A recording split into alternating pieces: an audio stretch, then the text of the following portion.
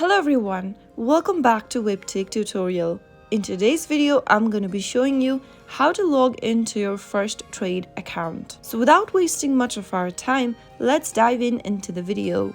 First of all, open your FirstTrade application from your app drawer, and then from the first interface, tap on the login button at the bottom. Now in the login area, you will need to enter your username and password. Start off by typing in your valid username in the first text box, and then on the next field, type in your password that you created while signing up for FirstTrade. If you don't remember your username or password, get help by tapping on Forgot Username or Password link at the bottom. After filling in both of your credentials, tap on the login button in order to log into your FirstTrade account. And within a few minutes, you will be able to log into your account easily and quickly. So that's how it's easily done.